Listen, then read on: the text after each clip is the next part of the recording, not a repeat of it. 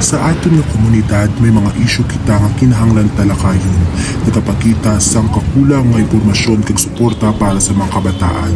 Madamo sa aton nga kabataan na nagapadayon sa mga desisyon nga wala pa sila nakahibalo sa mga epekto sini sa ilang kabuhi. Ang mga biktima sang karahasan bisan sa sulod sang balay o sa komunidad nagakinahanglan sang atensyon kag aksyon. Dapat kita magbuliganay para sa maayong palibot. Ang mga kabataan kag mga kababaihan madalas nagapadulong sa mga sitwasyon nga nagapahamtang sa ila sa peligro. Kinahanglan naton nga ipalagnap ang impormasyon agud maprotektahan sila. Sa sini nga isyu, kinahanglan naton ang pagtinir sang isa kag isa agud makabuot ang mas maayong kabuhi para sa tanan. Yaring isa ka istorya sang isa ka dalaga nga nagdala sa temptasyon sang pagigugma nga magahatag sang paghinulsol kag leksyon sa iya bilog nga kabuhi.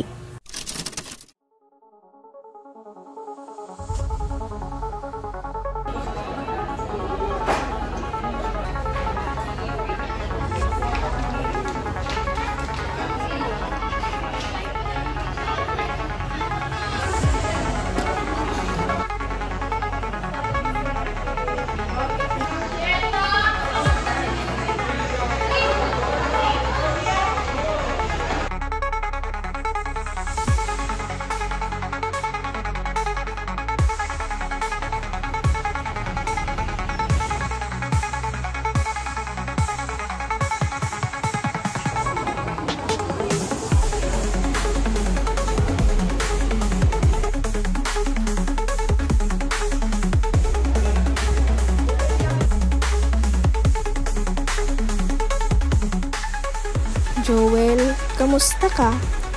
Okay lang. Tandaan mo itong ginistoryan kag hina.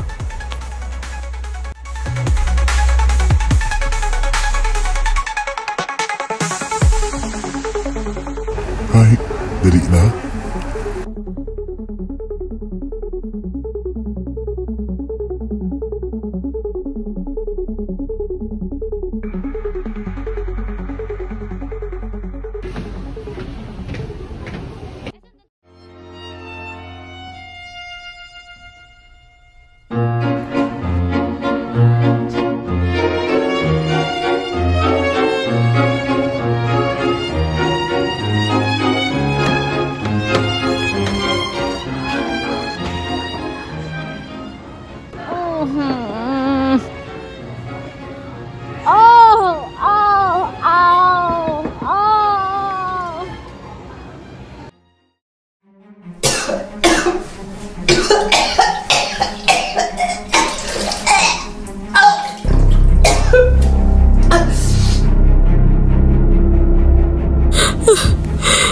Hindi pwede matabo.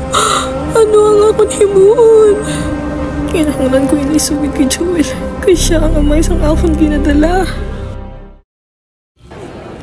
Abaw, Mari, nagpulit naman si Joel nga hubog. Kaduan ta, abe. Oo, gani. Baw sa kaon tabi sila nga duha. Dali na. Tulukon ta sila na taon ta. Sige. Joel, wala ko na ako bigit ng problema, Joel. Ano to ga? Mabusog ako, Joel. Ha? Hindi na yan pwede. Madamo pa ko yan dum sa kabuhi. Ka, Joel. Ipahulog na.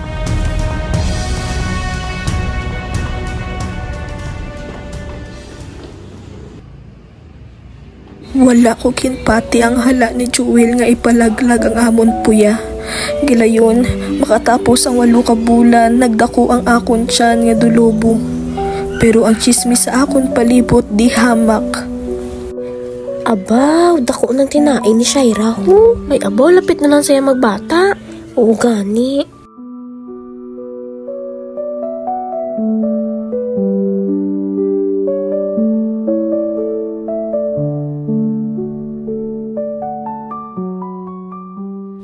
Baw, ara nang nagabusong ho. Ay, abaw, grabe. Siya pa yung ginapabakal sa mga balaklong biskang gabusong pasaya. Oo, gani ka luluoy lang sa.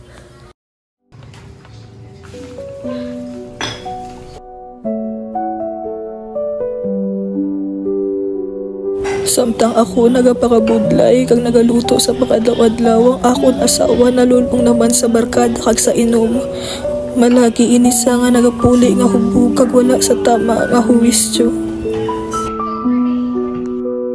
Pero minalang sa gapuli nga hubog. Kakon magpuli sa nga hubog kang makita ya ko nga mahi ko ang amon balay kinasakit ya ako sini. Kung kinamuno ko naman isa tungod sang iya inom para maguntat na sa para sa iya kaayuhan, ginaguyod niya ako permi sa kwarto para lang sakiton. Ginasakit niya ako, wala ako sa bata nga ginadala.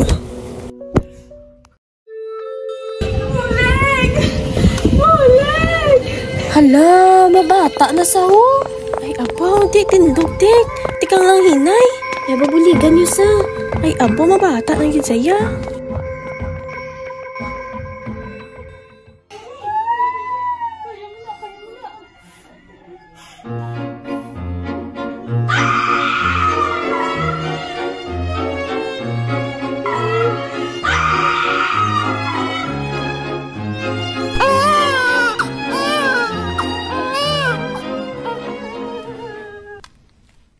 The seeds of corruption are sown in the fertile ground of greed, where integrity is bartered for personal gain. We are divided by ideologies yet united by common desires for a better future. The question is, can we bridge the gap before it's too late? We can't ignore the cries of the poor. Their voices are a testament to the human spirit's enduring strength. Uplift for a world where everyone has a chance to thrive. The cost of living keeps climbing, while the value of dream keeps shimmering, leaving many struggles to reach their potential. The earth is whispering warnings, but are we listening? The consequences of our inactions are already unfolding, and the time for change is now.